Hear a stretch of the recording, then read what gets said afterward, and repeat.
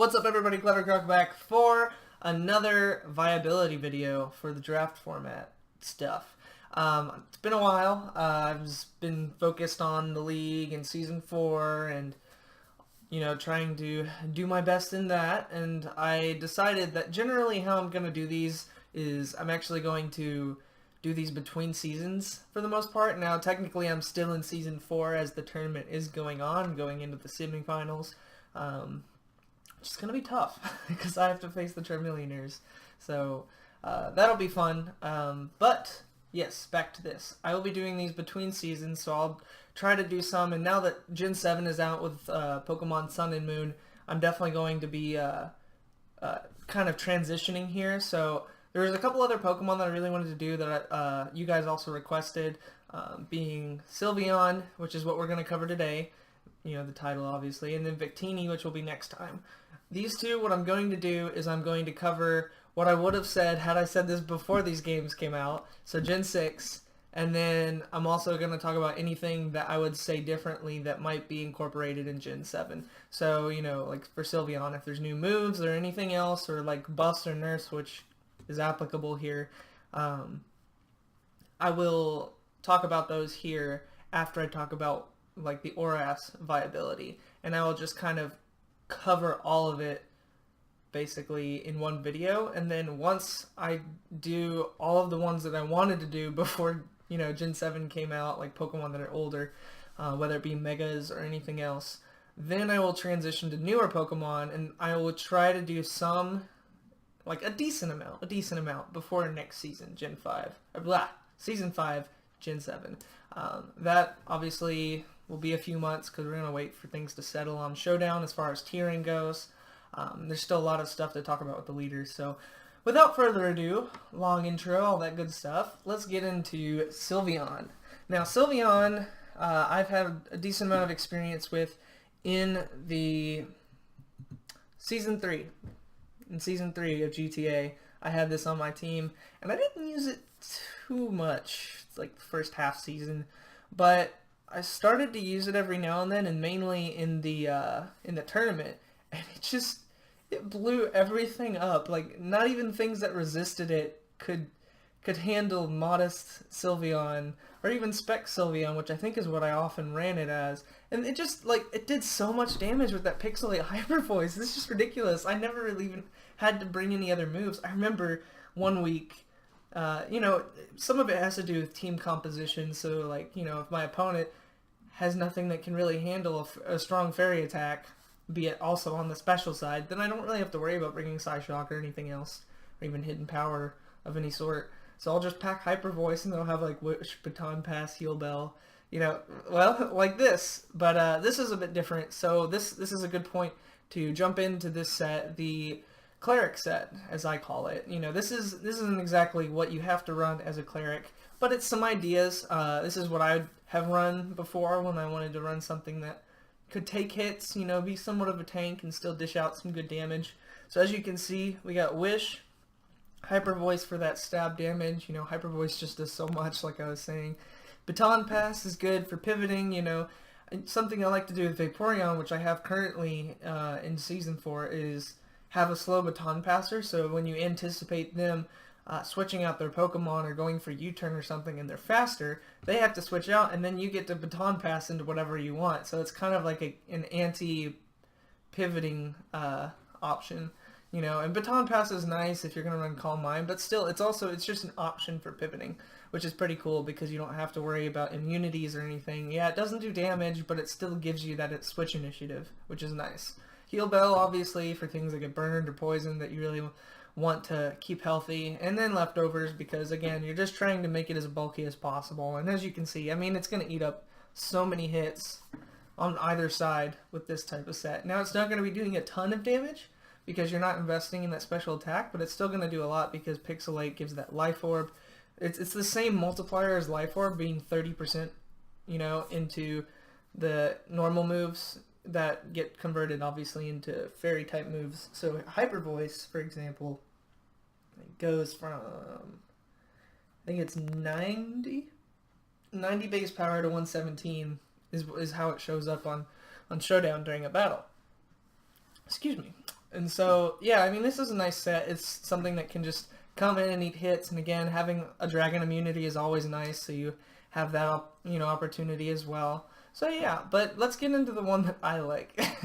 Like I said, this isn't what I would always run, but I would always run max HP and max special attack, or I would run, max speed, or I would try to like maybe be like, okay, well, there's Pokemon with 70. I think Skarmory is a good example actually. Skarmory has a 70 speed stat or something like that, and so I would increase it to where it just outspeeds it, because nobody's really gonna give speed investment to Skarmory, especially if you know it's going to be brought as a tank. So bring that with the right speed investment, put the rest into the HP stat for bulk, and then you just max out the special attack. I mean, let's just, I'm curious. I am wondering how much that does.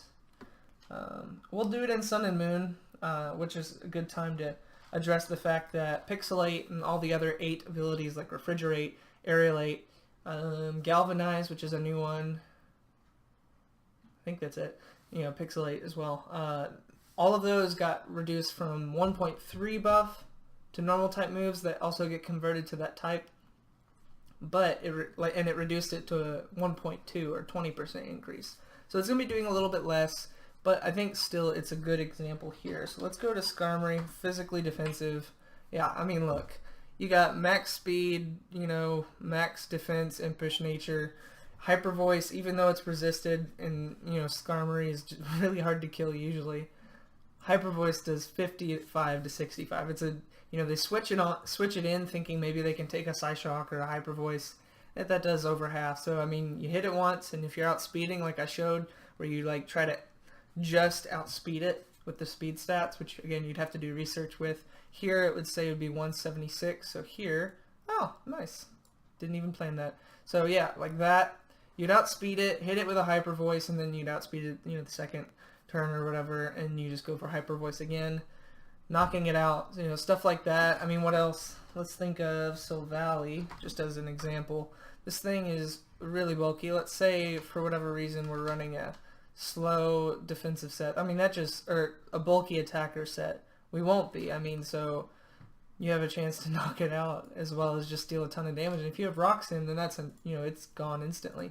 And I use that as an example. I've seen other people use this as an example because of its natural bulk. The stats being 95 across is a good example for an average encounter as far as damage goes.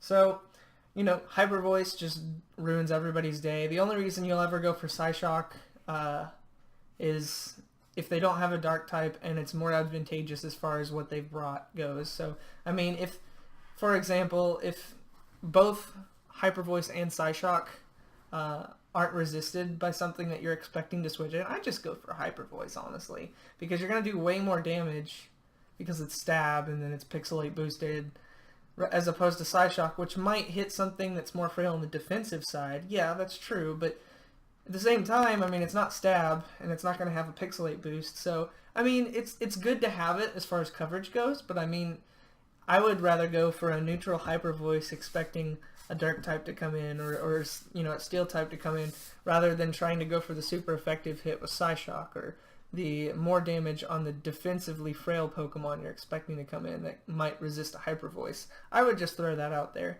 And then, like I said, Baton Pass is nice to have as far as trying to have a pivot. It's just another option. Like I said, there's not a lot. I mean, you could put Shadow Ball on here if you wanted, but like I said, Baton Pass can be nice when you really think you're just going to force out their Pokemon.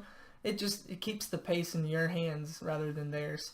So, like I said, you give it a little bit of speed to outspeed those specific Pokemon. I mean, you can go all the way up to... I usually try to keep it modest.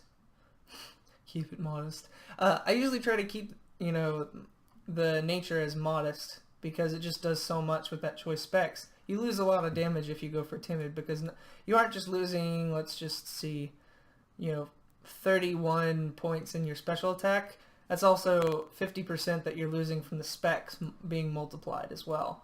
So instead of it being 475, it'll be, I don't know, like maybe it'll end up being like 70 points total that you'll lose off your special attack, which can actually matter a lot. And as far as wall breaking goes, this thing does a lot of damage as modest. So, you know, if your opponent doesn't have something to like stop this or switch it out or even eat a hit, I mean, it's bad news bears for them. I mean, they'd have to have something that can really eat hits like Heatran or maybe even Empoleon, I think.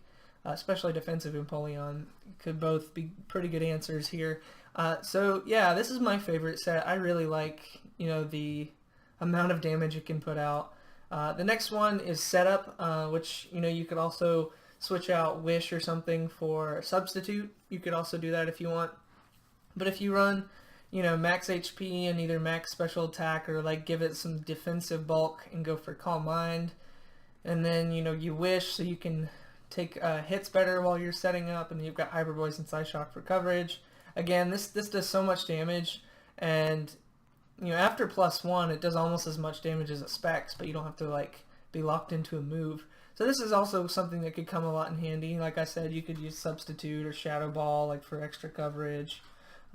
One fun thing, these are just some other like moves that you could bring, is Pixelate boosted Quick Attack. Nobody ever expects it. Nobody ever, you know, I mean, it doesn't have the best, you know, attack stat, but let's say you were to run like, you know, for, you know, 167, you know, with a non-negative nature and that, maybe negative in defense or something. If you bring Quick Attack on like a Choiced Sylveon or Life Orb Sylveon or something, a Fairy Quick Attack with, you know, the maybe the Life Orb boost, but definitely the Pixelate boost, could actually do more than you think, and it's, you know, something that you can get revenge kills with, which is always nice, you know? And so that, you know, Facade kind of for the same thing, if you're expecting a poison, you know, and they're much more bulky on the especially defensive side, Facade is an option, you know, 140 base after being hit with, you know, poison or paralysis or whatever, you go for Facade, and it does a lot. Because that also gets boosted by Pixelate being a normal type move. Shadow Ball, like I mentioned, just another coverage move.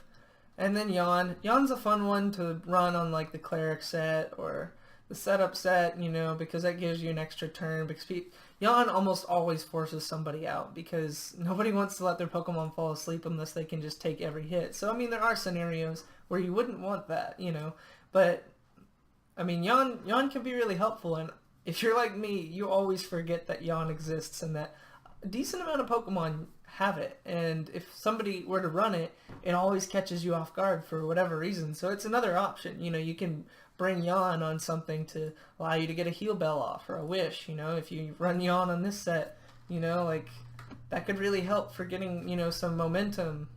Same with there, if you run, instead of Substitute, you run Yawn or something like that could work too. Some other moves would be Skill Swap is kind of nice if you want to run, like, I don't know, I mean, it's a bit weird, you use it in very niche scenarios, so you know, if your Pokemon, or if your opponent has something like Moxie or something that you really don't care to like give it like something like Pixelate or Cute Charm, and you just want to take away their ability so that they don't benefit or something, that's an option. I mean, Skill Swap isn't a very common move, and so it's something to consider. And I believe, I could be wrong, let me see here. I'm about to jump into this anyways, but let me see. It also, yeah, okay, so it does get it in Gen 6. So, you could run Hyper Beam on it to be cheeky. I mean, it's something that you can kind of slam dunk on a Pokemon you normally wouldn't be able to take out with Hyper Voice. Imagine a, you know, a Pixelate Stab, you know, Hyper Beam, you know, Fairy wise, like that's gonna do so much damage to anything. And yeah, you know, you're stalled for that next turn, but you might want to pack that instead of like Hidden Power Fire if you don't need it or whatever, or you know, just for the extra opportunity of damage. Charm is good too to slow down, you know, Pokemon that are trying to set up with either Sword Dance or Dragon Dance. It really, you know, stops them. And as always, I love the Custap Berry Endure idea for any Pokemon that can do that. So having Endure available, giving that one turn priority the following turn, can really change the momentum of the match in ways that people won't expect. So running an Endure Custat Berry set with max, with modest damage, that can really do a lot. So a lot of different like little tech niche scenario moves that you could also use on Sylveon, which are pretty nice. I would also say, this is Gen 7, so, again, I just really like running it modest or whatever. It's not too much different. Like I said, the biggest thing is that Pixelate got nerfed from 30% increase in damage to moves that are normal type that get also converted to fairy type. It get reduced to 1.2 or 20%.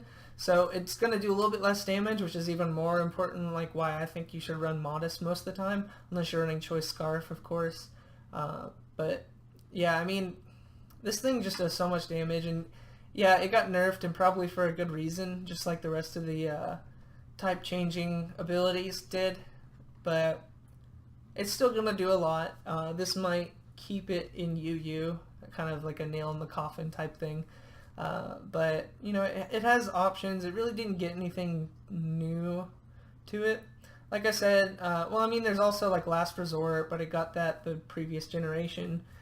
Misty Terrain, so I saw that, I was like, oh, that's cool that it gets Misty Terrain, but then you look at, oh, there's Tapu Fini, you run Terrain Extender or just leftovers, and being able to prevent a Pokemon from being statused is a big deal. And one of the ways people try to wear down Sylveon is with a paralysis or a poison and just like, stop it from sweeping. Being able to stop that is pretty great. So, I know they're both, fairy types, and they're both weak to poison specifically. And there's a lot of really good poison types now in Gen 7. Not that there weren't before, but I would say that these two could pair pretty well together on a team as well. So that's just something to consider. Misty Terrain could be really helpful, especially since it's just an ability here. Having to give a turn to set it up would be a different scenario. I wouldn't think it'd necessarily be as worth it, but Misty Terrain otherwise could be really helpful, I think, with this. So overall, man, Sylveon put in the work. It brought home the trophy, Season 3, and I'm really excited to see like how some of these Pokemon who did get nerfed, how much that impacts their viability. So as of Gen 6, I'd say Sylveon gets a solid B+, absolutely, because it does so much damage to so many things, and there's so few counters, and in the draft format, what's coming, what you're going to be playing against, so you can bring something that's an answer for those counters. It's very easy to get around that stuff as long as you draft well and you have answers to the Pokemon's counter. It's a win-win. Sylveon puts in a lot of work. So as far as Gen 6 goes, yeah, B+. I don't think it's really going to matter a ton that it got nerfed as far as its viability in draft format and in the GTA. But I will say that as far as Gen 7 goes, it not getting anything new, and it's obviously going to be predictable, I would say it probably drops down just to a solid B. But it's still, again, it's really strong. It's good at what it does, and you can use it in a pretty, they're all predictable, but you can use it in different ways, and you can catch people off guard with it. So I think that's ultimately is Sylveon's strength, is its presence is so defining of what they need to bring that it allows you to have a little bit more leeway in what you need to bring. But also, it being nerfed a little bit does prevent it from being as much of a threat.